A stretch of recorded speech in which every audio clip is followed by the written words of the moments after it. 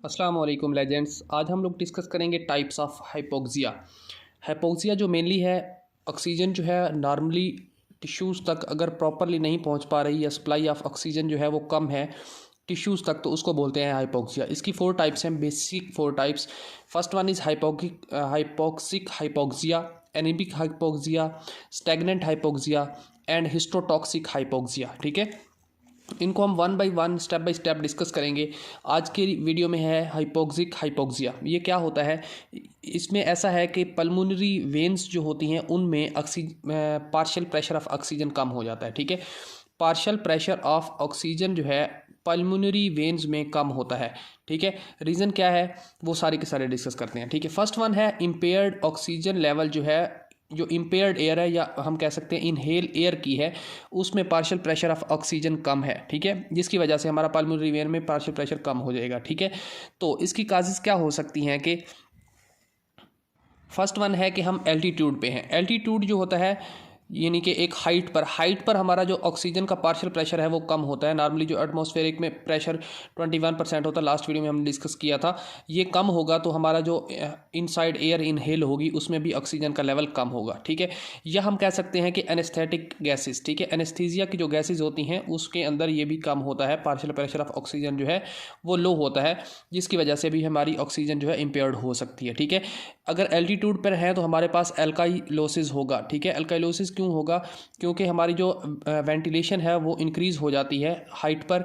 Ventilation के increase होने की वजह से हमारे पास जो कार्बन डाइऑक्साइड है वो सारी की सारी बाहर चली जाती है। ठीक है, बाइकार्बोनेट्स, और हमारे पास जो एसिड है वो अंदर रह जाता है। ठीक है, वो प्रॉपरली बाहर नहीं जा पाता, जिसकी वजह से अल्काइलोसिस हो सकती है। ठीक है, देन इस जो पेशेंट होगा हमारे पास हाइपोक्सिया का जिसमें इम्पेयर्ड ऑक्सीजन है, इसके अंदर जो एल्व्यूलाई है उसमें पार्शियल प्रेशर ऑफ कोर्स कम होगा। ठीक है, ऑक्सीजन का एल्व्यूलाई में। देन इसके अलावा जो है हमारे पास आर्टीरियल साइड जो है उसमें कम होगा। ठीक है, देन इसके अलावा जो एटमॉस्फेरिक है उसमें कम हो सकता है। ठीक है, इसके अलावा जो है हमारे पास आर्टीरियल साइड जो होगी उसमें कार्बन डाइऑक्साइड का जो पार्शियल प्रेशर है वो कम हो जाएगा। ठीक है, रीज़न क्या है कि आर्टीरियल साइड पे ज़्यादा जो हाइपर वेंटिलेशन की वजह से हमारी ज़्यादा कार्बन डाइऑक्साइड जो है वो बाहर चली गई है। ठीक है, ये वेंटिलेशन क्या होती है एल्टीट्यूड पर, जब हम इसको डिस्कस करते हैं कि नॉर्मली जो रिस्पायरेटरी फंक्शन है एल्टीट्यूड, वो उसको हम फर्दर वीडियोज़ में डिस्कस करेंगे, उसमें ये आपको डिटेल में समझ आएगा कि ये क्या चीज़ है और इसकी वजह से कैसे होता है। ठीक है, फिलहाल के लिए ये याद रख लें कि जो एल्टीट्यूड है या एनेस्थेटिक गैसेज हैं उनके अंदर ऑक्सीजन का लेवल कम होता है, जिसकी वजह से हमारे पास जो पल्मोनरी वेन है उसके अंदर पार्शियल प्रेशर ऑफ ऑक्सीजन कम हो जाता है, जिसकी वजह से हमारे पास हाइपोक्सिया क्रिएट होता है। ठीक है, हाइपोक्सिक हाइपोक्सिया की सेकंड टाइप या सेकंड काज कह सकते हैं, इसमें है COPD, chronic obstructive pulmonary diseases. मतलब ये है कि जो हमारी पल्मोनरी डिजीज़ कोई भी हो, चाहे वो अस्थमा हो, चाहे वो नमूनिया हो, या चाहे किसी किस्म की कोई भी डिजीज़ हो जिसके अंदर हमारे जो लंग्स हैं उनके अंदर ऑब्स्ट्रक्शन आए, जिसकी वजह से हमारी जो ऑक्सीजन है वो प्रॉपरली पल्मोनरी वेन के अंदर इंटर नहीं हो सकती, या कह सकते हैं कि पल्मोनरी कैपिलरीज के अंदर जो है ऑक्सीजन लेवल जो है वो प्रॉपरली इंटर नहीं हो रहा, या हीमोग्लोबिन प्रॉपरली कैरी नहीं कर पाती, क्योंकि हमारा जो लंग है वो डिस्ट्रॉयड है, जिसकी वजह से ऐसा हो रहा है। ठीक है, इसमें क्या क्या सिम्टम्स हो सकती हैं कि वेंटिलेशन परफ्यूजन रेशियो कम हो जाएगी। ठीक है, वेंटिलेशन परफ्यूजन क्या होती है ये भी एक अलग से कंप्लीट टॉपिक है कि हम कितनी ऑक्सीजन अंदर खींचते हैं और कितनी जो है हमारे टिश्यूज़ तक पहुंचती है, ये ऑक्सीजन जो है ब्लड के अंदर इंटर होती है। ये पूरी की पूरी एक रेशियो और कंप्लीट टॉपिक है, इसको हम ग्राफिकल रिप्रेजेंटेशन से भी मज़ीद देख लेंगे। लेकिन अभी के लिए ये है कि सीओपीडी जो है, इसमें कोई भी डिजीज़ हो इसमें वेंटिलेशन कम हो जाती है। ठीक है, एल्वुलर में ऑक्सीजन का पार्शियल प्रेशर कम होता है। इसके अलावा जो पार्शियल प्रेशर ऑफ ऑक्सीजन है उसको रिस्पॉन्स जो है एक्स्ट्रा पार्शियल प्रेशर का वो बेटर होता है। मीन कि अगर हम सप्लीमेंटल ऑक्सीजन दें तो वो ज़्यादा बेटर है।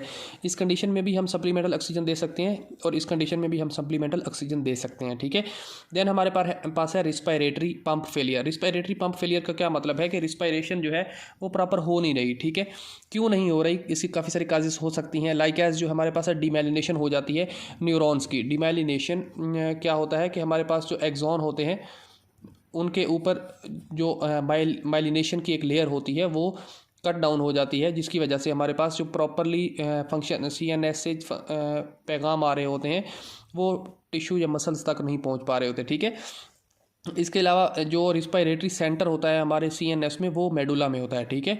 मेडुला में इसका जो रिस्पायरेटरी सेंटर होता है अगर वो डैमेज है तो जिसकी उसकी वजह से भी रिस्पायरेटरी फेलियर हो सकता है। इसके अलावा जो है हमारे पास और phrenic nerve, intercostal nerve damage होने की वजह से हो सकता है। मेसेनिया ग्रेविस होने की वजह से हो सकता है कि हमारा जो रिस्पायरेटरी सिस्टम है या रिस्पायरेटरी पंप है वो प्रॉपरली वर्क ना कर रहा हो, ठीक है। इसके अलावा सीओपीडी में और भी काफ़ी सारी हो सकती हैं और रिस्पायरेटरी जिसकी वजह से भी ये ब्लॉक हो सकता है, ठीक है। देन हमारे पास लास्ट काज है इसकी हाइपोक्सिक हाइपोक्सिया की एटीलैक्टेसिस, ठीक है। एटीलैक्टेसिस का मतलब ये होता है कि हमारा जो लंग्स हैं वो कोलैप्स हो जाते हैं, फुल कोलैप हो जाए या उसका कोई पार्ट कोलैप हो जाए। लाइक ये जो है मैं ऐसे ये एक छोटा लंग, ये भी एक लंग्स है, ये नॉर्मल लंग है और ये जो है अब नॉर्मल है। इसकी अब नॉर्मल होने की रीज़न ये है कि ये जो है यहाँ से ऊपर सिकुड़ गया है, ठीक है। इस तरह कोई भी एक पार्ट लंग का या जो है वो कंप्लीट लंग जो है वो सिकुड़ जाए तो उसको बोलते हैं एटीलैक्सिस, ठीक है। एटीलैक्सिस इसकी काफ़ी सारी काजेज़ हो सकती हैं, लेकिन इसके होने की वजह से प्रॉब्लम क्या होगी, जो हमारी पल्मोनरी वेन है, पल्मोनरी वेन जो इसके अंदर से गुजर रही थी वो सारी वहाँ उस पर प्रॉपरली ऑक्सीजन अप्लाई नहीं होगी या प्रॉपरली ऑक्सीजन नहीं आ पा रही होगी, और जिसकी वजह से हमारे पास जो पल्मोनरी वेन है ब्लड लेके आ रही है लेफ़्ट एट्रियम में ब्लड की कमी हो जाएगी, ठीक है। Sorry, partial pressure of oxygen की कमी हो जाएगी जिसकी वजह से भी हाइपोक्सिया क्रिएट हो सकता है, ठीक है। इसके अलावा नीमोथोरैक्स हो सकता है, मीन के एयर जो है वो इंटरप्लूरल कैविटी में आ सकती है। इंटरप्लूरल कैविटी ये होती है जिसमें प्लूरल फ्लूइड होता है, ठीक है। जो प्लूरल फ्लूइड है वो उसमें एयर इकट्ठी होने क्यों कहते हैं नीमोथोरैक्स। इसके अलावा हाइड्रोथोरैक्स हो सकता है कि मीन इस कैविटी में पानी आ जाना, ठीक है। देन हो सकता है पायोथोरैक्स, मीन के पस अकामुलेट हो जाना, ठीक है। इसके अलावा हो सकता है हीमोथोरैक्स की, जहाँ पे ब्लड अकामुलेट हो जाना, ठीक है। इस तरह की काफ़ी सारी और काजेज़ भी हो सकती हैं जब इस तरह की ऑब्स्ट्रक्शन होती है या हम कहते हैं कि एटीलैक्सिस होती है, ठीक है। देन एक टर्म है हाइपोक्सीमिया, ठीक है। इसका क्या होता है कि हमारे जो ऑक्सीजन का लेवल है O2 पार्शियल प्रेशर वो 80 मिलीमीटर ऑफ मर्करी से कम हो जाता है, ठीक है, जो हमारी पल्मोनरी वेन है, ठीक है। और होता किस वजह से है, क्योंकि यहाँ पे जो ब्लड आना चाहिए था इस लंग के अंदर वो तो प्रॉपरली आ नहीं रहा।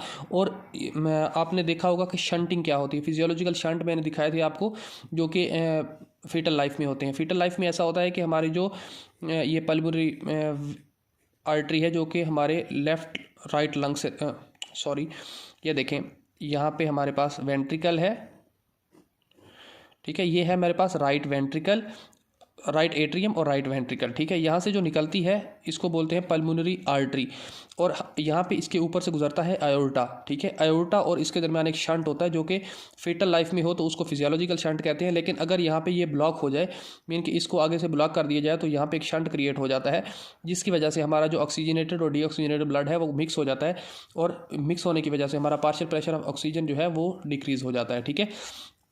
तो ये था हाइपोक्सिया, ठीक है। इसमें अगर आपका कोई भी क्वेश्चन है तो कमेंट बॉक्स में पुट कर दें, मैं रिस्पॉन्ड कर दूंगा आपको। बट इसको आज जो हमने डिस्कस किया इसको थोड़ा क्विक रिव्यू करते हैं। First of all, decrease oxygen level, impaired oxygen, ठीक है। ये किस वजह से हो सकती है, हमारे पास एल्टीट्यूड पर होने की वजह से, या इसके अलावा है एनेस्थेटिक गैसेस की वजह से, ठीक है। देन है COPD, chronic obstructive pulmonary disease, जिसमें एजमा हो सकता है, पल्मोनरी डिजीज़ और लाइक एज नमूनिया भी हो सकता है, जिसमें ये डैमेज हो जाती हैं एल्वुलाई, हमारा लंग्स डैमेज हो जाते हैं। देन रिस्पायरेटरी पंप फेलियर हो सकता है। रिस्पायरेटरी पंप फेलियर का मतलब ये है कि हमारा जो मेडुला है, मेडुला ओब्लांगेटा, जो कि जहाँ से ये कंट्रोल हो रहा है, या जो नर्व्स हैं हमारी, या जो न्यूरॉन्स हैं वो, या हमारे जो मसल और न्यूरॉन के दरमियान एक जंक्शन होता है वो डैमेज होने की वजह से हमारा जो रिस्पायरेटरी फेलियर हो सकता है, ठीक है। देन है एटीलैक्सिस। एटीलैक्सिस का मतलब ये होता है कि हमारा कोई भी लंग जो है या उसका कंप्लीट लंग या उसका कोई भी पार्ट जो है वो सिकुड़ जाता है, जिसकी वजह से एटीलैक्सिस होता है और हमारी जो ऑक्सीजन है वो प्रॉपरली सप्लाई नहीं कर पाती, ठीक है। नेक्स्ट वीडियो में आप देखेंगे एनीमिक हाइपोक्सिया, ठीक है। देन स्टेप बाय स्टेप इन तीनों बाकियों को भी डिस्कस कर लेंगे। थैंक यू डॉक्टर्स, अल्लाह हाफिज़।